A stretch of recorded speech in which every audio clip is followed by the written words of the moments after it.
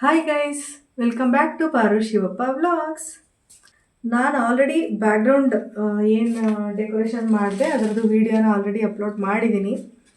ಈಗ ವರಮಹಾಲಕ್ಷ್ಮಿ ಹಬ್ಬದ ತಯಾರಿಯಲ್ಲಿ ಬ್ಯಾಕ್ಗ್ರೌಂಡ್ ಡೆಕೋರೇಷನ್ ಎಲ್ಲ ಆಲ್ರೆಡಿ ಕಂಪ್ಲೀಟ್ ಆಗಿದೆ.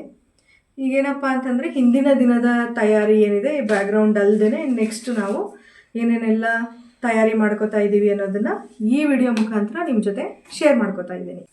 ಬನ್ನಿ ಹಾಗಾದರೆ ವರಮಹಾಲಕ್ಷ್ಮಿ ಹಬ್ಬದ ಹಿಂದಿನ ದಿನ ನಾವು ಹೇಗೆಲ್ಲ ತಯಾರಿ ಮಾಡ್ಕೋತಾ ಇದ್ದೀವಿ ಅನ್ನೋದನ್ನು ನೋಡ್ಕೊಂಬರೋಣ. ನಾವೀಗ ಹಬ್ಬದ ಪ್ರಿಪ್ರೇಷನ್ನ ಸ್ಟಾರ್ಟ್ ಮಾಡಿದ್ದೀವಿ. ಈಗ ಆಲ್ರೆಡಿ ನೋಡ್ತಾ ಇರ್ಬೋದು ಹಾರ ಪೋಣಿಸೋ ಕೆಲಸ ಎಲ್ಲ ನಡೀತಾ ಇದೆ. ನನ್ನ ಮಗ ಹಾರ ಎಲ್ಲ ರೆಡಿ ಮಾಡ್ತಿದ್ದಾನೆ. ನಾನು ಹೆಲ್ಪ್ ಮಾಡ್ತಿದ್ದೆ, ಈಗ ನಾನು ಜಾಯ್ನ್ ಆಗ್ತೀನಿ ಅವನ ಜೊತೆ. ವ್ಲಾಗ್ ಸ್ಟಾರ್ಟ್ ಮಾಡೋಣ ಅನ್ನೋ ಕಾರಣಕ್ಕೆ ನಾನು ಬಂದೆ. ಟೈಮ್ ನೋಡಿ ಎಷ್ಟಾಗಿದೆ ಅಂತ. ಇನ್ನು ನಮ್ಮ ಕೆಲಸ ಮುಗ್ದಿಲ್ಲ. ನಾವೀಗ ಬಾಗಿಲಿಗೆಲ್ಲ ಹಾರ ಹಾಕಬೇಕಲ್ಲ, ಹಾಗಾಗಿ ಈ ಒಂದು ಚೆಂಡು ಹೂವಲ್ಲಿ ಎಲ್ಲ ಪೋಣಿಸಿ ಹಾರನ ರೆಡಿ ಮಾಡ್ಕೋತಾ ಇದ್ದೀವಿ. ದೇವರ ಮನೆ ಬಾಗಿಲು ಹಾಗೆಯೇ ಮೇನ್ ಡೋರ್ ಇದೆಯಲ್ಲ, ಮೇನ್ ಡೋರ್ ಎರಡಕ್ಕೂ ಆಗೋ ಥರ ಹಾರನ ರೆಡಿ ಮಾಡ್ಕೋತಾ ಇದ್ದೀವಿ. ಇದು ಸ್ವಲ್ಪ ಲೆಂತಿ ಇರೋದ್ರಿಂದ ಇಬ್ರು ಬೇಕೇ ಬೇಕು ಈ ಹಾರ ರೆಡಿ ಮಾಡಬೇಕು ಅಂದರೆ.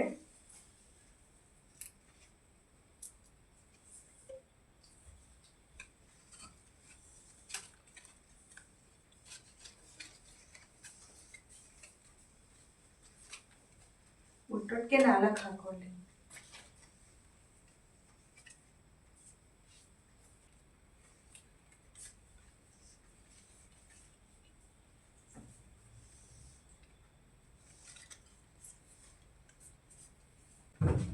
ಆಲ್ರೆಡಿ ಅಲ್ಲಿ ಒಂದು ಹಾರ ಒಂದು ಡೋರ್ಗೆ ಆಗೋ ಥರ ಮಾಡಿ ಇಟ್ಟಿದ್ದೀವಿ. ಈಗ ಇನ್ನೊಂದು ಇಲ್ಲಿ ಬಾಗಿಲಿಗೆ ಮೇನ್ ಡೋರ್ಗೆ ಆಗೋ ರೀತಿ ಇನ್ನೊಂದು ಹಾರ ಪೋಣಿಸ್ಕೊಂಡ್ರೆ ರೆಡಿ ಆಗುತ್ತೆ. ಈ ಕೆಲಸ ಮುಗಿದ ತಕ್ಷಣ ಆ್ಯಸ್ ಯೂಶುವಲ್ ಲಕ್ಷ್ಮಿ ಕೂರ್ಸೋದಕ್ಕೆ ರೆಡಿ ಮಾಡಿಕೊಂಡು ಪ್ಲೇಟಿಂಗ್ಸ್ ಮಾಡ್ಕೊಂಡ್ಬಿಟ್ರೆ ಮುಗೀತು ನಮ್ಮ ಕೆಲಸ. ಹೇಳುವಾಗ ಇಷ್ಟು ಈಸಿಯಾಗಿ ಹೇಳ್ತಿದ್ದೀನಿ, ಬಟ್ ಹೇಳಿದಷ್ಟೇ ಸುಲಭ ಅಲ್ಲ. ಅಷ್ಟು ಕೆಲಸ ಮಾಡೋದೇನೆ ನನ್ನ ಪ್ರಕಾರ ಎಲ್ಲ ಮುಗಿಯೋಷ್ಟರಲ್ಲಿ ಇನ್ನೂ 2 hours ಬೇಕು. ನೋಡೋಣ ಹೆಂಗಾಗುತ್ತೆ. ನಾವು ಈ ರೀತಿ ಚೆಂಡು ಹೂವದು ಹಾರ ಮಾಡುವಾಗ ಒಂದೊಂದೇ ಅಥವಾ ಎರಡೆರಡೇ ಹೂವು ಹಾಕ್ಬಿಟ್ಟು ಹಿಂಗೆ ಎಳ್ಕೊಂಡ್ರೆ ಈ ದಾರ ಎಳಿತಾ ಇರಬೇಕಾದ್ರೆ ಈ ದಾರ ಹೂವನ್ನೇ ಕಟ್ ಮಾಡಿಬಿಡುತ್ತೆ, ಅದು ನೀಟಾಗಿ ಕೂರಲ್ಲ. ಹಾಗಾಗಿ ಒಂದು 4 ಅಥವಾ 5 ಹೂವನ್ನ ಒಟ್ಟಿಗೆ ಹಾಕಿ ಪೋಣಿಸ್ಬಿಟ್ಟು ಆವಾಗ ನೀಟಾಗಿ ಇಟ್ಕೊಂಡು ಈ ಥರ ಎಳ್ಕೊಂಡ್ರೆ ಅವಾಗ ಯಾವುದೇ ರೀತಿ ಕಟ್ಟಾಗಲ್ಲ, ಚೆನ್ನಾಗಿ ಬರುತ್ತೆ. ನೀವು ಇಷ್ಟಿದೆ ಗೈಸ್, ಆಯಿತು, ಕಂಪ್ಲೀಟ್ ಆಯಿತು.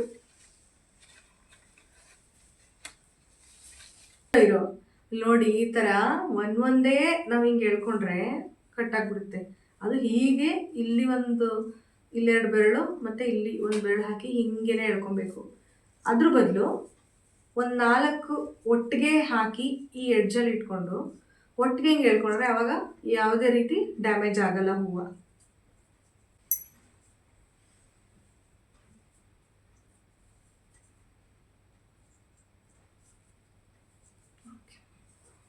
ಹಿಂಗೆ ಹಿಡ್ಕೊಂಡು ಹಿಂಗೆ ಹೇಳ್ಕೊಂಡ್ರೆ ನೋಡಿ ಏನೂ ಪ್ರಾಬ್ಲಮ್ ಆಗಲ್ಲ. ಮುಗೀತು, ಹಾರ ಪೋಣಿಸಿ ಕಂಪ್ಲೀಟ್ ಆಯಿತು ಅಂತೂ ಇಂತು. ಓಕೆ, ಹಾರ ರೆಡಿ. ಈಗ ಈ 2 ಹಾರನ ಎತ್ತಿಟ್ಬಿಟ್ಟು ಸ್ಟಾರ್ಟ್ ಮಾಡ್ಬೇಕೀಗ ಡೆಕೋರೇಷನು.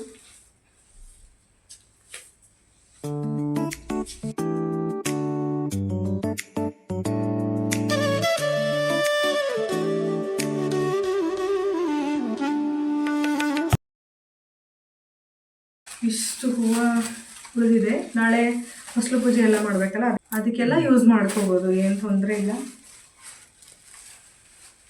ಹೂವು ಕೆಲಸ ಮುಗೀತು, ನೆಕ್ಸ್ಟು ಮುಂದಿನ ಕೆಲಸ ನೋಡೋಣ. ಈಗ ಬಾಗಿಲಿಗೆ ತೋರಣ ಹಾಕಬೇಕಲ್ಲ, ಹಾಗಾಗಿ ಮಾವಿನ ಸೊಪ್ಪು ಹಾಕಿ ತೋರಣ ಕಟ್ಕೋತಾ ಇದ್ದೀವಿ.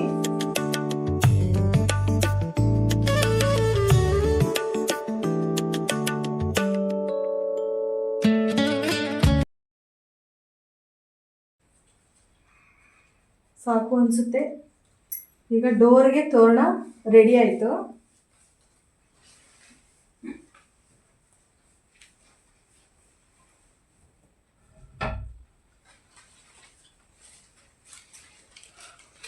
ಬೆಳಿಗ್ಗೆ ಇದೆಲ್ಲ ಮಾಡ್ಕೋಬೇಕು ಅಂದರೆ ಆಗಲ್ಲ, ಈಗ ಆಲ್ರೆಡಿ ಟೈಮ್ ಆಗಿಬಿಟ್ಟಿದೆ. ಹಾಗಾಗಿ ಈಗಲೇ ಎಲ್ಲ ಮುಗಿಸ್ಬಿಟ್ಟು ಬೆಳಿಗ್ಗೆ ಬೇಕು ಅಂದರೆ ಇದನ್ನ ಕಟ್ಕೊಂಡು ಆವಾಗ ಪೂಜೆ ಎಲ್ಲ ಸ್ಟಾರ್ಟ್ ಮಾಡ್ಬೋದು. ಹಾಗಾಗಿ ಈಗಲೇ ತೋರಣ ಎಲ್ಲ ಮಾಡಿ ರೆಡಿ ಮಾಡ್ಕೊಂಡ್ವಿ.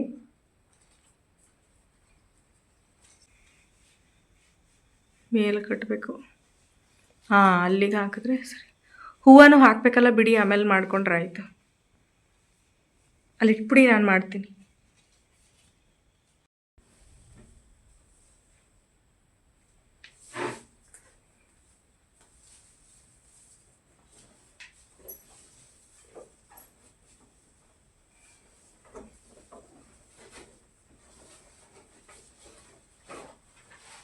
ಇದು ಬಂದು ನಾವು ಆಗಲೇ ಹಾರ ಏನು ಮಾಡ್ಕೊಂಡ್ವಿ, ಆ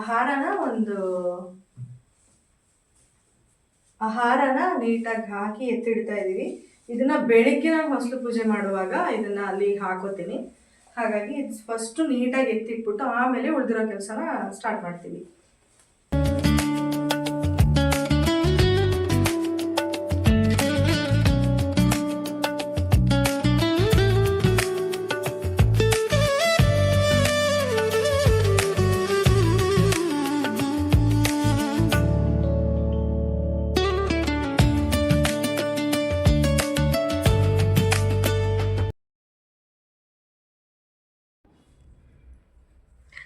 ಇದು ವರಮಹಾಲಕ್ಷ್ಮಿ ಹ್ಯಾಂಡ್ಗೆ ಕಟ್ಟೋದಕ್ಕೆ ಅಂತ ಹಸ್ತ ಮತ್ತು ಪಾದನ ನಾನು ಪರ್ಚೇಸ್ ಮಾಡಿದ್ದೆ. ಇದನ್ನು ಕೂಡ ನಾನು ಮೀಶೋದಲ್ಲೇ ಆರ್ಡ್ರ್ ಮಾಡಿ ತೊಗೊಂಡಿದ್ದು. ಇದನ್ನು ಕಾಲು ಮತ್ತು ಕೈನ ಫಿಕ್ಸ್ ಮಾಡಾದಮೇಲೆ ಅಥವಾ ಅದಕ್ಕಿಂತ ಮುಂಚೆನೂ ನಾವು ನೀಟಾಗಿ ಅದಕ್ಕೆ ಟೈ ಮಾಡಿ ಇಟ್ಕೋಬೇಕು. ನೀಟಾಗಿ ಕಟ್ಟಿ ಇಟ್ಕೊಂಡ್ರೆ ಹಸ್ತ ಮತ್ತು ಪಾದ ಎಲ್ಲ ತುಂಬಾ ಲುಕ್ಕಾಗಿ ಕಾಣಿಸುತ್ತೆ. ಇಲ್ಲಿ ನೋಡ್ತಾ ಇರ್ಬೋದು, ಪಾದ, ಹಸ್ತ, ಈ ಒಂದು ಹ್ಯಾಂಡ್ಸ್ ಮತ್ತು ಲೆಗ್ಸ್ನ ನಾನು ಮೀಶೋದಲ್ಲೇ ಪರ್ಚೇಸ್ ಮಾಡಿದ್ದು. ಈ ಥರ ಹಾಕಿ ಈ ಒಂದು ಹಸ್ತನ ಲಕ್ಷ್ಮಿ ಕೈಗಳಿಗೆ ನಾವು ನೀಟಾಗಿ ಕಟ್ಕೊಂಡು ರೆಡಿ ಮಾಡ್ಕೋಬೇಕಾಗುತ್ತೆ.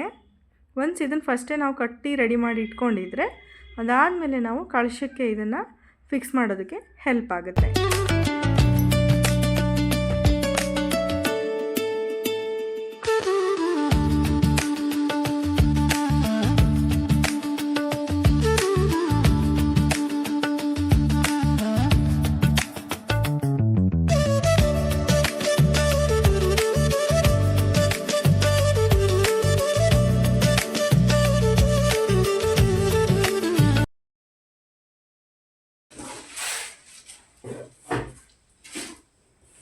ಇಲ್ಲಿ ನಾವು ಬಾಳೆಕಂದನ್ನ ಹಾಕಿ ಬಾಳೆಕಂದು ಹಾಕೋ ಸ್ಟ್ಯಾಂಡಿಗೆ ಫಿಕ್ಸ್ ಮಾಡಿ ಇಟ್ಕೊಂಡಿದ್ದೀವಿ. ಈಗ ಸದ್ಯಕ್ಕೆ ಇದನ್ನು ಸೈಡಲ್ಲಿ ಇಡ್ತೀನಿ, ಆಮೇಲೆ ಇದನ್ನು ರೆಡಿ ಮಾಡಿಕೊಂಡ್ರೆ ಆಯಿತು.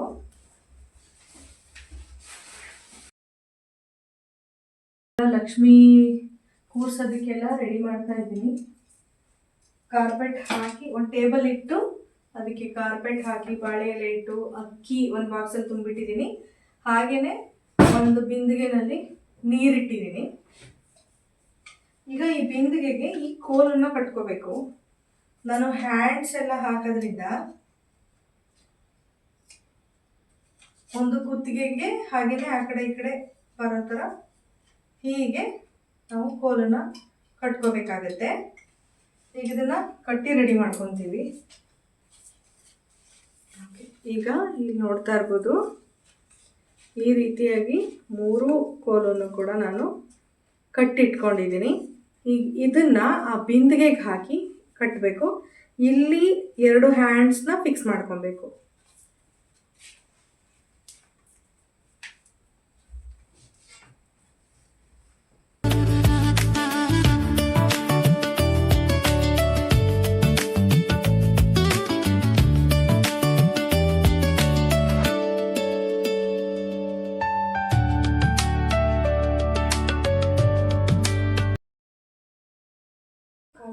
ನಾನು ಲಕ್ಷ್ಮೀ ದೇವ್ರಿಗೆ ಕೈ ಮತ್ತು ಕಾಲುಗಳನ್ನ ಫಿಕ್ಸ್ ಮಾಡ್ತೀನಿ. ಪ್ರತಿ ವರ್ಷ ಹಾಗೆ ಮಾಡೋದು. ಹಾಗೆ ಇದಕ್ಕೆ ಇಲ್ಲಿ ನೋಡ್ತಾ ಇರ್ಬೋದು, ಪಾದ ಬಂದಿದೆ, ಫುಲ್ ಸ್ಟೋನ್ ವರ್ಕಲ್ಲಿದೆ. ಇದನ್ನು ಅಲ್ಲಿಗೆ ಫಿಕ್ಸ್ ಮಾಡಿದ್ರೆ ಇನ್ನೂ ಲುಕ್ ಕಾಣುತ್ತೆ. ಹಾಗೆ ಹಸ್ತನೂ ಕೂಡ ನಾನಿಲ್ಲಿ ಫಿಕ್ಸ್ ಮಾಡ್ಕೊಂಡಿದ್ದೀವಿ. ಹಸ್ತನೂ ಫಿಕ್ಸ್ ಮಾಡಿದ್ದೀವಿ ಇಲ್ಲಿ ಆಲ್ರೆಡಿ. ಹಾಗೆ ಈ ಲೆಗ್ಗೂ ಕೂಡ ಪಾದನ ಫಿಕ್ಸ್ ಮಾಡಿಕೊಂಡು ಇದನ್ನು ನಾವು ಅಲ್ಲೇನು ಕೋಲ್ಗಳನ್ನ ಕಟ್ಟಿದ್ದೀವಿ ಅಲ್ಲ, ಕಳಶದ ಬಿಂದಿಗೆಗೆ ಕೋಲ್ ಕಟ್ಟಿದ್ದೀವಿ ಅಲ್ವಾ, ಅದಕ್ಕೆ ಇದನ್ನು ಅಡ್ಜಸ್ಟ್ ಮಾಡ್ಕೊಬೇಕಾಗತ್ತೆ.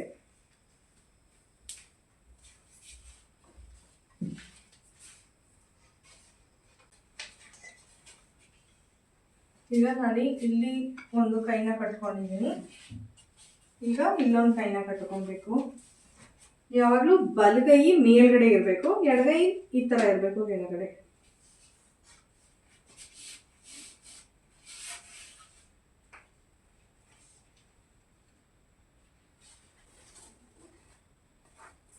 ನೋಡಿ, ಇದು ನಾನು ವರಮಹಾಲಕ್ಷ್ಮಿಗೆ ಅಂತ ತಂದಿರೋ ಸ್ಯಾರಿ.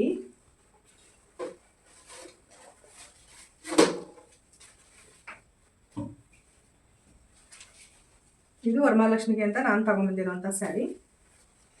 ಹಾಗೆ ಬ್ಲೌಸ್ ಕೂಡ ಆಲ್ರೆಡಿ ಸ್ಟಿಚ್ ಆಗಿದೆ. ಇದನ್ನು ಈಗ ಆ ಬಿಂದಿಗೆಗೆ ಹಾಕಿ ರೆಡಿ ಮಾಡೋಣ.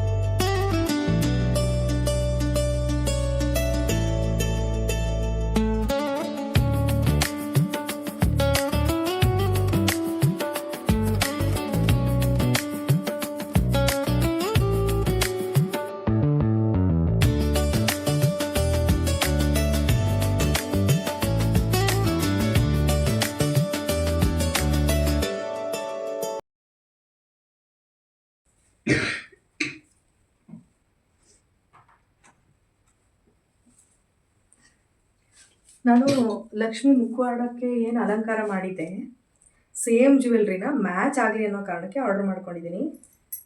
ಇದನ್ನೇ ನಾನು ಈಗ ಲಕ್ಷ್ಮಿಗೆ ಹಾಕ್ತಾಯಿದ್ದೀನಿ. ಈಗ ಆಲ್ರೆಡಿ ಡಾಗ್ ಕೂಡ ಫಿಕ್ಸ್ ಮಾಡಿದ್ದೀನಿ. ಇದು ಕೂಡ ಇದೇ ಸೆಟ್ಟಲ್ಲಿ ಬಂದಿದೆ ಒಂದು.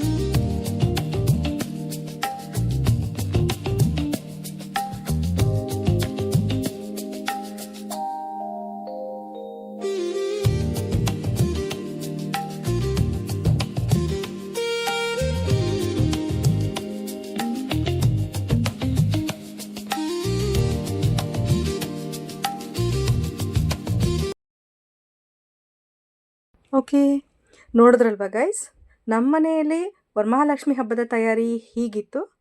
ಹಾಗೆ ನನ್ನ ಇವತ್ತಿನ ಈ ವಿಡಿಯೋ ನಿಮಗೆ ಇಷ್ಟ ಆಗಿದೆ ಅಂತ ಭಾವಿಸ್ತೀನಿ. ಮತ್ತು ವರಮಹಾಲಕ್ಷ್ಮಿ ಹಬ್ಬ ಹೇಗೆ ಮಾಡಿದ್ವಿ ಅನ್ನೋ ವಿಡಿಯೋ ಜೊತೆಗೆ ನಿಮ್ಮನ್ನು ಭೇಟಿ ಆಗ್ತೀನಿ. ಅಲ್ಲಿವರೆಗೆ ನಮಸ್ಕಾರ. ಈ ವಿಡಿಯೋ ಇಷ್ಟ ಆಗಿದೆ ಅಲ್ವಾ? ಹಾಗಾದರೆ ತಡ ಯಾಕೆ? ಲೈಕ್ ಮಾಡಿ, ಸಬ್ಸ್ಕ್ರೈಬ್ ಮಾಡಿ, ಶೇರ್ ಮಾಡಿ, ಬೆಲ್ ಬಟನ್ ಕ್ಲಿಕ್ ಮಾಡಿ, ಆಲ್ ನೋಟಿಫಿಕೇಷನ್ ಆಪ್ಷನ್ ಸೆಲೆಕ್ಟ್ ಮಾಡಿ.